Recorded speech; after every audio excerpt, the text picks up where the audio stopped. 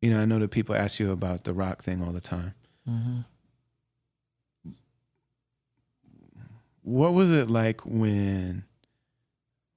What was it like to see that thing come apart, though?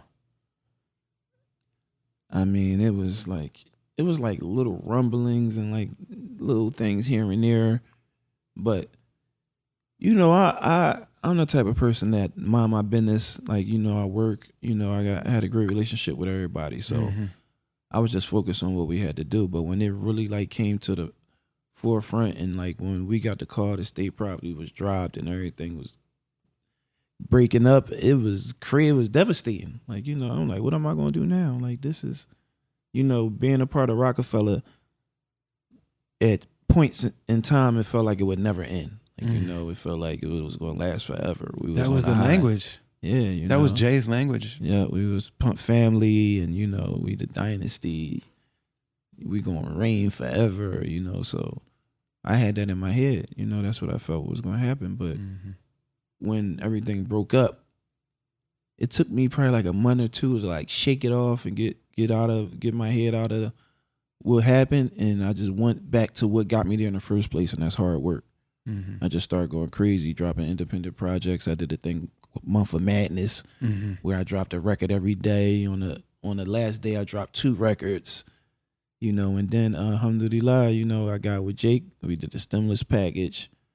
That opened up a whole new world to me. Like man, listen, coming to Seattle with Jake and just recording out there, and then coming to your city and coming to Soundset and seeing the crowd and like being able to rock a whole different audience. Like it was fans there that was just getting introduced to me. And it was a beautiful experience. I toured the world. Yeah, with stimulus package. I went places I didn't even go with Rockefeller.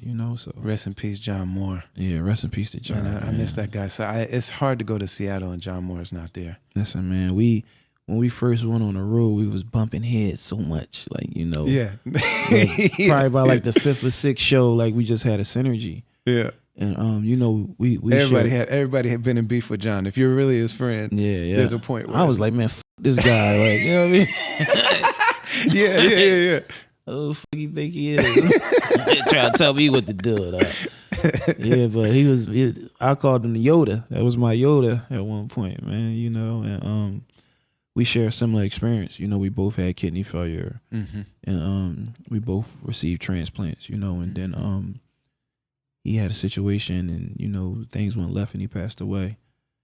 And I pray for him, but that's it's rough to deal with because I'm like, that could be me. Like we share similar experiences. We go through the same thing. So yeah, and it's crazy because it's really like 2 out of 3 because we was on the road and it was me, him, and Jake, and 2 out of 3 of us had kidney failure, and he was healthy. Like he was like eating grass and like oh yeah, drinking smoothies and everything. Yeah, it's like that period of like the breakup thing.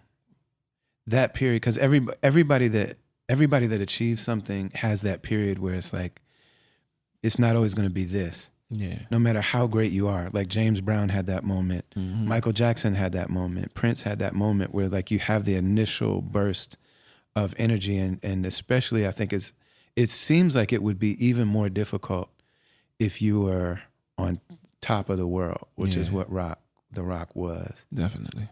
And because there's like those different layers of like, well, what am I going to do professionally? But then also you really grow to love these people. Yeah, definitely. And like your family breaks up. Like these are people that we achieved our dreams together. And like, I'm cool with Guru and like hearing those stories about everybody like, and I mean, he loves you.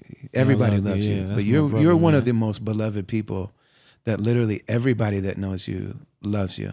Alhamdulillah. And he said, he was like, man, Free was always there. Free was always ready to do whatever. Like if there was ever something to do, like he was always, but he, talking about people sleeping at the studio and people, running back and taking showers. And then I'll be up there, John, with a toothbrush and a couple changes of drawers. Like, I take the train up there early, Like I take Amtrak up there and just sleep in the studio with a toothbrush. Like we was locked in that joint, 2, 3, 4 songs a night. Like I was like living this is what I wanted.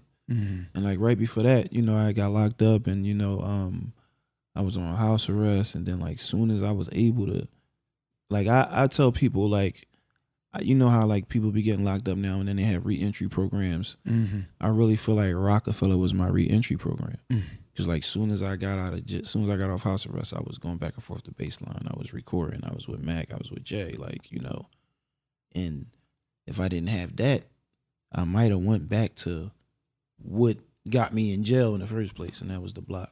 Mm-hmm. I don't know if somebody that doesn't have that with music specifically can understand the fact like we're making our dream happen together. We're putting all this work into what we're doing, but then also there's a blending of what's coming out of our soul in that moment. Yeah.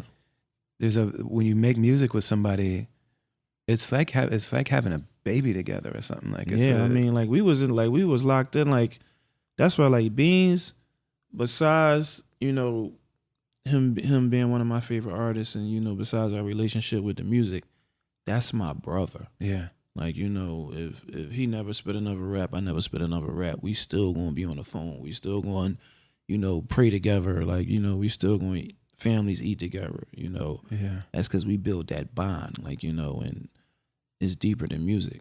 But when you work with people, you in the studio all the time, constantly, you build a relationship. Like you get to love these people. Like, and I had like a similar experience with the dialysis. Like I was on dialysis from September 2015 to February 5th, 2019, when I received my gift of life, my new kidney. And being in that dialysis unit 3 times a week, 4 hours a day, I gained relationships with people. Like it's people that I was in there that I love, like, cause I was around them all the time and we talked, we shared our life experiences. Like, we was going through the similar things. So, you tend to develop strong bonds with people. Mm-hmm. It's the same thing. All these things that you've been through, like you always turn it into something beautiful. Alhamdulillah, man. I try to make the best out of everything, man, Cause you're like, I mean, you're one of the main like spokesmen and educators. Like you didn't just go through the kidney thing, but like you became one of the like leading spokespeople and educators and like really ambassadors. Mm-hmm. Yeah, it's deep, man. I know there's an artist from Minneapolis, POS, that went through the same thing. Yeah. Ended up getting that transfer and he's good, but Alhamdulillah.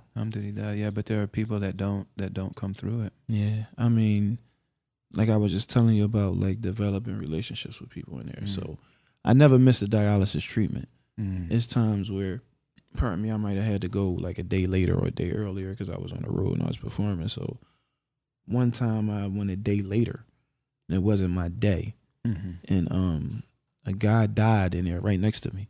Like he didn't even want to get put on a dialysis machine, but they made him go in there and like he checked, he started turning blue and like they tried to put like the partition in between us so I couldn't see, but I'm right next to him so I could really see what's going on. Like he checked out right next to me.